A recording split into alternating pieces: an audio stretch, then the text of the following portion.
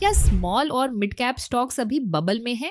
PE और PB के जरिए मौजूदा वैल्यूएशन को संदर्भ में पढ़ते हैं। आज ये कहाँ खड़े हैं और पिछले सालों की तुलना में कितने महंगे या सस्ते दिखते हैं। सबसे पहले पीई को आसान भाषा में समझते हैं।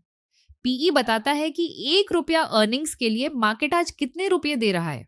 अगर प्रति शेयर अर्निंग्स 10 है और प्राइस 200 है तो पीई 20 होगा। ऊंचा पीई अक्सर हायर ग्रोथ या लोअर रिस्क की एक्सपेक्टेशंस दिखाता है। लो पीई कभी कभी चीप लग सकता है, पर कॉन्टेक्स्ट जरूरी है। हर बार कंक्लूजन एक जैसा नहीं होता। पीई 2 तरह से देखा जाता है, ट्रेलिंग जो पिछले 12 महीनों की अर्निंग्स पर होता है, और फॉरवर्ड जो अगले 12 महीनों की एस्टिमेट्स पर। अगर अर्निंग साइकिल डिप पर हो तो सिर्फ ट्रेलिंग पीई कंफ्यूज कर सकता है।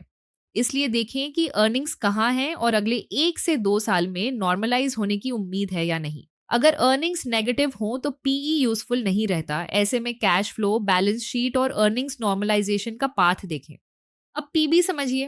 पीबी बताता है कि बुक वैल्यू के मुकाबले प्राइस कितना है। अगर प्रति शेयर बुक वैल्यू 100 और प्राइस 300 है तो पीबी 3 होगा। हाई पीबी अक्सर सस्टेनेबल आरओई, ब्रांड और प्राइसिंग पावर की एक्सपेक्टेशन दिखा सकता है।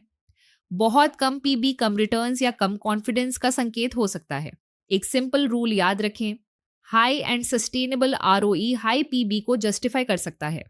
आरओई लो हो और पीबी हाई हो तो रिस्क बढ़ जाता है। सेक्टर कॉन्टेक्स्ट भी महत्वपूर्ण है।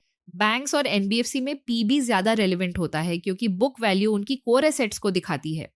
एसेट लाइट या सर्विसेज बिजनेस में पीबी नेचुरली हायर दिख सकता है। यह अपने आप में बबल नहीं होता, मॉडल का असर भी हो सकता है। इसलिए पीबी को हमेशा आरओई और बिजनेस क्वालिटी के साथ पढ़ें। अब अभी की तस्वीर देखें। निफ्टी स्मॉल कैप 250 का ट्रेलिंग पीई करीब 32.6 है। पीबी लगभग 3.9 और डिविडेंड यील्ड लगभग 0.64% है।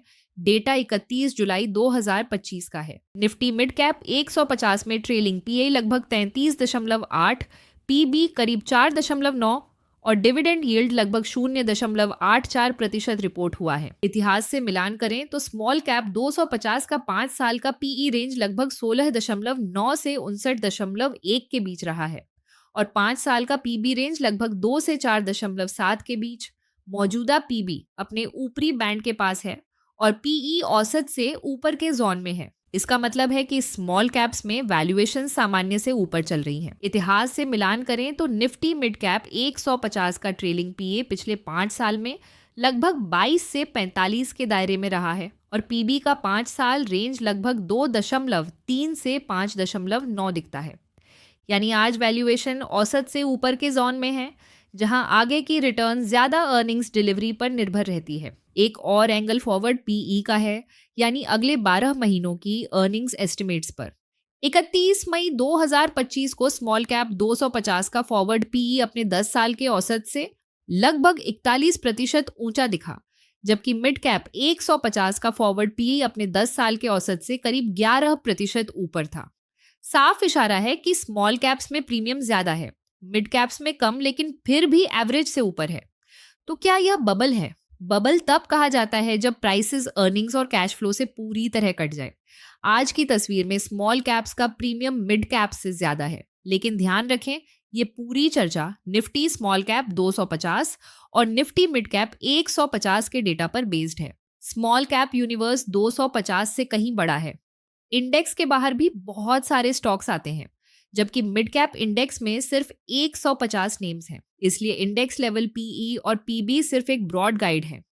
आपके चुने हुए फंड की एक्चुअल वैल्यूएशंस उसके होल्डिंग्स और सेक्टर मिक्स के हिसाब से अलग हो सकती हैं। और अगर आप लार्ज, मिड और स्मॉल कैप के बीच का तालमेल, रिस्क, रिटर्न और साइकिल्स सरल तरीके से समझना चाहते हैं तो हमारा large, mid and small cap funds वाला वीडियो देखिए। म्यूचुअल फंड्स, पीएमएस या एआईएफ्स में इन्वेस्टमेंट करना चाहते हैं?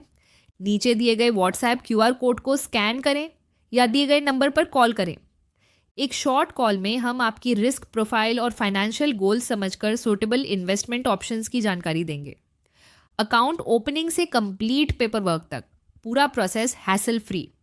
हर स्टेप को पूरा करवाना हमारी जिम्मेदारी है। अगर आपको ये वीडियो पसंद आया तो लाइक और सब्सक्राइब बटन दबाएं। वीडियो को अपने दोस्तों के साथ शेयर करें और देखते रहें इन्वेस्ट माई पैसा।